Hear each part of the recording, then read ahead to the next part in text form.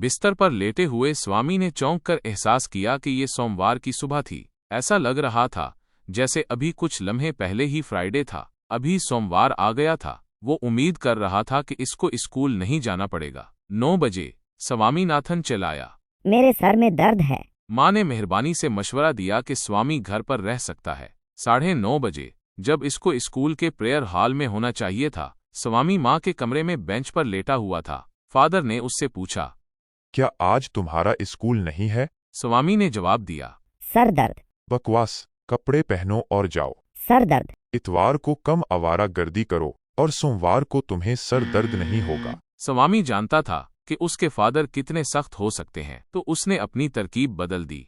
मैं इतनी देर बाद क्लास में नहीं जा सकता। तुम्हें जाना पड़ेगा, ये तुम्हारी अपनी गलती है। अगर मैं इतनी देर बाद जाऊंगा तो टीचर क्या सोचेंगे? उन्हें बताना कि तुम्हारे सर में दर्द था और इसलिए देर हो गई। अगर मैंने ऐसा कहा तो वो मुझे डांटेंगे। क्या वो डांटेंगे? चलो देखते हैं। इनका नाम क्या है? सिमुएल।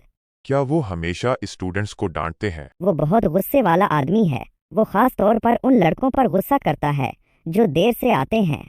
अगर वो इतने गुस्से वाले हैं तो अपने हेडमास्टर को इस बारे में क्यों नहीं बताते? सब कहते हैं कि हेडमास्टर भी उनसे डरते हैं।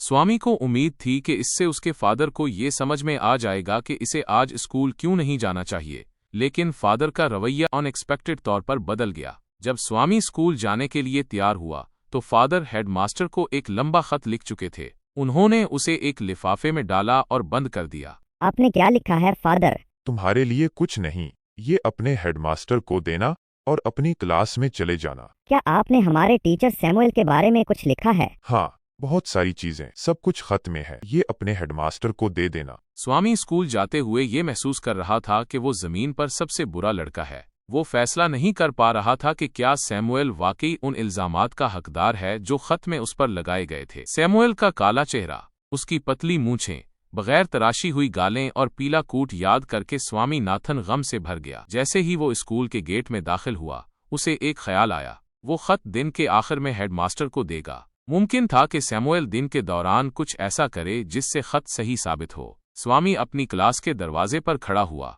सैमुअल अर्थमेटिक पढ़ा रहे थे। उन्होंने स्वामी की तरफ देखा और कहा, तुम आधा घंटा देर हो। मेरे सर में दर्द है। फिर तुम आए ही क्यों? मेरे फादर ने कहा कि मुझे स्कूल नहीं छोड़ना चाहिए सर। तुम्हारे फादर बिल्कुल ठीक कहते हैं। हमें इन जैसे और माँ बाप चाहिए। ठीक है, अपनी सेट पर जाओ। स्वामी उदासी महसूस करते हुए बैठ गया। उसने सैमुअल जैसा अच्छा कोई शख्स नहीं देखा था। टीचर होमवर्क का मुआयना कर रहे थे। स्वामी की सोच के मुताबिक ये वो वक्त था जब सैमुअल सबसे ज्यादा गुस्सा होते थे। स्वामीनाथन, तुम्हारा होमवर्क कहाँ है? मैंने अपना होमवर्क नहीं किया है सर। क्यों, सर दर्द? जी हाँ सर। ठीक है, बैठ जाओ। जब 4:30 बजे आखिरी पीरियड की घंटी बजी तो स्वामी ने अपनी किताबें उठाईं और हेडमास्टर के कमरे की तरफ भागा। उसने कमरा बंद पाया। चपरासी ने इसे बताया कि हेडमास्टर 1 हफ्ते की छुट्टी पर गए हैं। जैसे ही वो खत लेकर घर में दाखिल हुआ, फादर ने कहा, मुझे मालूम था कि तुम उसे नहीं पहुंचाओगे। लेकिन हेडमास्टर छुट्टी पर हैं। फादर ने स्वामी से खत छीन लिया और उसे फाड़ दिया। अगर सैमुअल ने तुम्हें दोबारा डांटा